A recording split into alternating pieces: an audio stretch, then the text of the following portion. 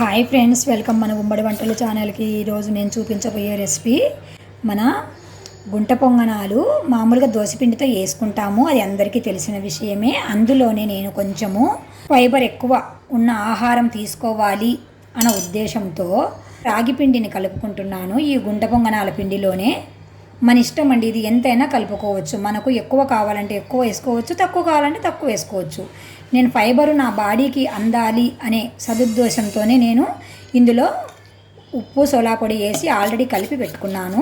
అందులోనే ఈ రాగి పిండి వేసుకొని కలుపుకుంటున్నాను. ఇందులోనే కొత్తిమీర, కొంచెం టమాటాలు చిన్న చిన్న పీసెస్ కట్ చేసుకొని, స్వీట్ కార్ను, ఆనియన్స్ అన్నీ వేసుకున్నాను. ఎందుకంటే నా బాడీకి అన్నీ పడాలి అనే ఉద్దేశంతోనే ఇవన్నీ వేసుకొని గుంట పొంగనాలకు ప్రిపేర్ చేసుకుంటున్నాను ఫ్రెండ్స్.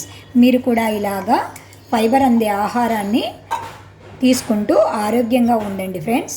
టమాటాలు మన ఇష్టం అండి, వేసుకోవాలంటే వేసుకోవచ్చు, లేదంటే లేదు. నేనైతే బాగుంటాయని వేసుకున్నాను.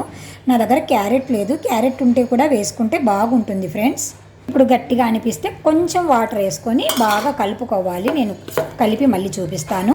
ఇలాగా బాగా కలిసేటట్టు అంతా కలుపుకొని పిండి రెడీ చేసుకున్నాను.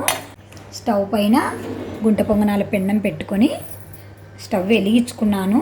ఇది ఎందుకంటే నాది బలపం పెన్నము, చాలా లేట్ అవుతుంది వేడి కావడానికి. అందుకని ముందే పిండి ప్రిపేర్ చేసుకోక ముందే వెలిగించి పెట్టుకున్నాను. ఈ పెన్నం వేడెక్కాక ఈ గుంటలలో ఆ పిండిని పోసుకోవాలి. పెన్నం వేడెక్కింది.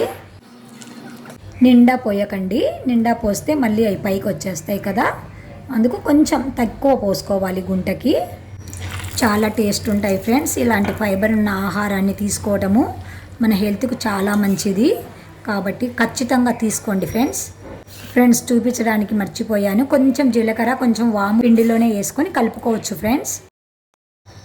ఇలా వేసుకున్న తర్వాత దీనిపైన ఆయిల్ వేసుకోవాలి. కొంచెం కొంచెం వేసుకోవాలి ఆయిల్. ఇలా ప్లేట్ బోల్లిచ్చి పెట్టుకొని ఒక 2 మినిట్స్ ఆగాక తీసుకోవాలి. ఉడికినట్లు కనిపిస్తుంది మనకు, అప్పుడు ఇంకో వైపుకి టర్న్ చేసుకోవాలి. చూస్తుంటేనే నోట్లో నీళ్ళు ఊరుతున్నాయండి. నాకు రాగి పిండి చాలా బాగా తింటాను నేను ఇష్టంగా. నేను రాగి పిండితో చాలా ఐటమ్స్ కూడా చేసుకుంటాను. ఇలాగ రెండో వైపుకు టర్న్ చేసుకొని ఈ వైపు కూడా బాగా కాలాక తీసి సర్వ్ చేసుకోవడమే ఫ్రెండ్స్. మీరు కూడా తప్పకుండా ట్రై చేస్తూ ఉండండి ఫ్రెండ్స్. ఇలాంటి చిన్న చిన్న ఐటమ్సే కదా ఫ్రెండ్స్ మనం చెప్పేది. విటమిన్స్ ఉన్న ఐటమ్స్, చిన్న చిన్న ఐటమ్స్ తయారు చేసుకుంటూ కొంచెం ఓపిక తెచ్చుకున్నాము అంటే మన కుటుంబాన్ని ఆరోగ్యంగా ఉంచుదాము ఫ్రెండ్స్. ఇప్పుడు ఇటుపక్క కూడా లైట్గా ఆయిల్ వేసుకోవాలి. కొంచెం బాగా కాల్చుకోండి ఫ్రెండ్స్, రోస్ట్గా వస్తే టేస్ట్ బాగుంటాయి. తప్పకుండా ట్రై చేస్తారని నేను ఆశిస్తున్నాను ఫ్రెండ్స్. ఇలా మరి ఒక జస్ట్ ఇంకో వైపు కూడా, ముందు వేసుకున్న వైపు కూడా తిప్పుకోవాలి కొంచెం సేపు.